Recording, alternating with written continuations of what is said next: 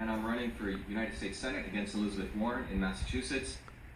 I want to share with you, as I promised, why it was right for President Trump to exit from the Paris Accords. The presentation I'm going to give you is a very objective one. We need to recognize that many people who are supporting the Paris Accords, if you ask them, why should we have been in this, give me one benefit, no one can really give any benefit. In fact, I haven't had anyone rationally explain even one benefit. What I'm going to explain to you very quickly here, so everyone can understand in very simple ways, is why it was important that Donald Trump got out of this, why it was essentially going to support an international collusion to basically support the polluting of our environment, and more importantly, to basically tax all of us, businesses, small businesses, big businesses, primarily a lot of small businesses, and every consumer here with a carbon tax. And it's a very simple exposition of this, and I hope I make it clear to you. And obviously, if you have questions, we're periscoping, you're welcome to join us. First of all, let me explain something very basic here. So, in this circle, let's consider the fact that we have a lot of businesses here. These are businesses throughout the world. And these businesses, are producing different things. And let's assume these are typically manufacturing businesses. They take resources, raw materials, they process stuff, and out comes products from these businesses, which typically go to the consumer. There are a lot of consumers here. This is, you and me over here. And we buy these products and we pay this company some dollar amount. Now, many of these companies, because of the manufacturing process, do put out carbon and CO2 into the environment. Let's call that broadly, pollution, okay? Pollution, the term of CO2, all right? So these are these greenhouse gases that they emit into the atmosphere. This is, let's call it before the Paris Accords. This is what's taking place. Again, businesses take resources, they create products, we buy them, and we pay some fee for them, and these businesses have been polluting. Now, has anything changed post the Paris Accords? And let's use the date 2030, as this is supposed to be an important date for the Paris Accords. So what happens here? Here again, I'm going to draw the same circle. We have the businesses, and let's put the year now 2030.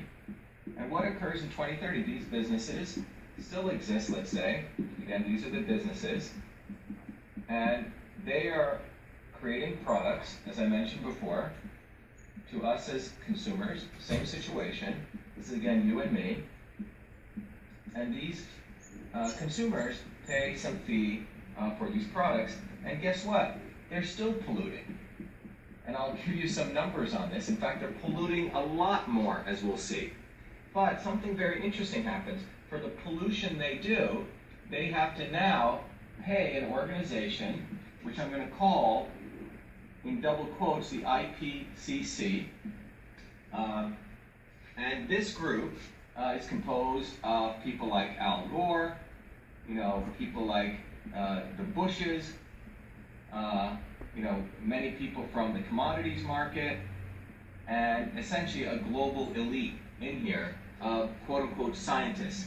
A dollar goes here, dollars go in, and these people deliver these people something called carbon credits. And what this allows these companies to do now is to pollute, but in order to pollute, they have to pay this organization a fee, and this organization issues carbon credits. In fact, it gets even more interesting. These carbon credits, if you look at the commodities market, the global commodities market, these carbon credits are bought and sold here on this commodities market to people. And this generates the ability for this group to generate trillions, not billions, let me explain, trillions of dollars in new source of wealth.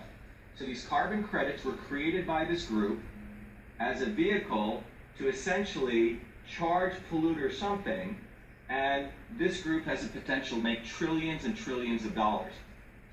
So how did this all happen, and what was the Paris Accords? Well, the front end for this entire organization, by the way, Al Gore substantially, at a certain point, monopolized and had access to a large number of carbon credits, which he had accumulated, and his goal was to have a payday by forcing these businesses in the future, around post-2030, to buy these carbon credits.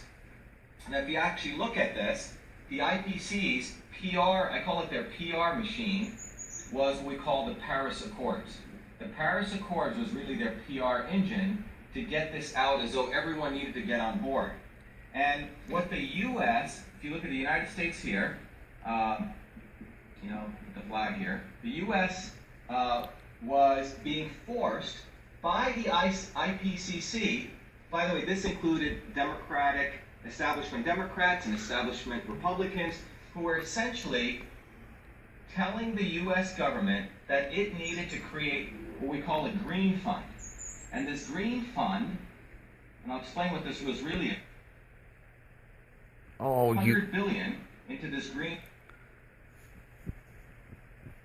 Well, remember, the countries who are polluting really didn't want to be part of this. They didn't really want to be part of the Paris Accords. Why? Because they have to pay fees to the IPCC. So how do you get them to be part of this? So if I do this over here, what I call the influencers of these countries, influencers of countries. So for example, if you take India, China, and you go down the list of what they call about 190 plus countries, remember, all these people have influencers, so-called advisors. This $100 billion number was going to be funneled through different NGOs to essentially pay off, and in fact, people have already gotten agreements that if they join the Paris Accords, that they're going to get dollars funneled to them. This is why people are involved in this. In fact, some of the WikiLeaks stuff came out. Jairam Ramesh, one of the key advisors in India. Originally, if you go look at it, he said that the glaciers were not receding, and later on it was stated that the glaciers were receding. And in a recent, he was actually thanking John Podesta for making all of this occur. So you have to really start thinking about what took place. But fundamentally, Trump wanted to exit this because I think Trump realized what was really going on. And what was really going on is this. The mafia of the IPCC was using the United States instrument, our Congress, our tax dollars, to funnel about $100 billion here, so we would pay off these people to join the Paris Accords. Now, let me just tell you, $100 billion is a relatively small amount because these guys are going to make trillions. So let me follow this through again so you get it. Businesses today are polluting. Just to give you an example, China today pollutes around 11 billion tons of carbon into the atmosphere. 11 billion tons of carbon. That's what they're doing today. By 2030, or between now and 2030, guess what? China's still allowed to pollute. In fact, China is allowed to go up to 22 billion tons, which means they're allowed to go 11 billion tons in carbon, which means they're going to pollute more. They're going to double their pollution during this period. No penalties. And that's how they got China to join.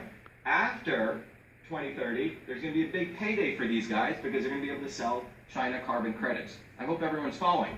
The bottom line is, these set of 190, in many ways, so-called influencers and advisors, many of them essentially are waiting for this $100 billion payday, supported the Paris Accords because they're going to be paid, and that's how they force their countries' prime ministers and people to say, yeah, we got to join this Paris Accords.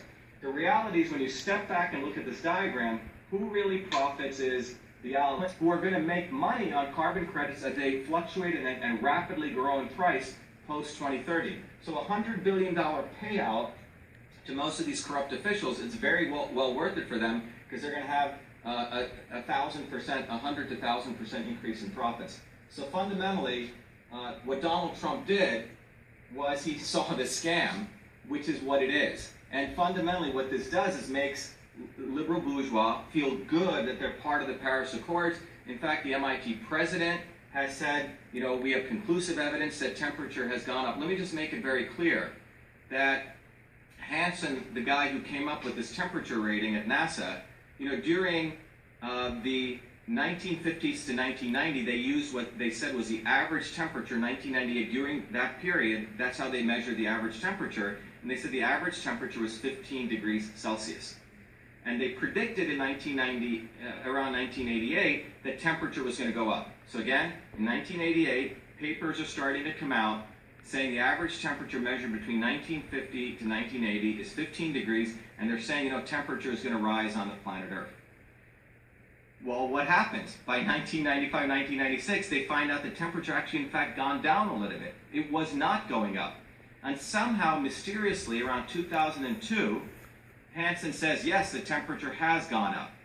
And how did he get it to go up? He got it to go up by saying that the average temperature is now 14 degrees. He actually changed the goalpost. Before it was 15, he said now it's 14, and he said we're measuring 14.64. So what they did was a complete lie, and in fact this changing of the goalpost was done in an email. All of this is written in a beautiful article by Arvind Kumar, an American thinker, called 14 is the new 15, or 14 is the new 15, exactly. So you should go read it by Arvind Kumar, an American thinker. He lays it out very beautifully. But the bottom line is, there is no conclusive evidence that the temperature has gone up if you look at the facts. This entire process really profits this group. The reality is China is going to continue to pollute 2x, 200% more. India also gets to pollute from 2 billion to 4 billion. In fact, we're going to drop our carbon emissions from 5 billion to 4 billion. So this entire process is really a big racket. So all of us, when I go back to this as a consumer, guess what? In the future, we're actually going to pay more for products. Businesses are going to be charged more. So businesses are paying taxes. Each consumer's product is going to go up. These guys up here are the ones who are going to make money. So extremely good that Donald Trump pulled out of this. This was a patriotic thing to do. And we need to start really exposing the mainstream media and the elite academics who are all actually behind this. Thank you.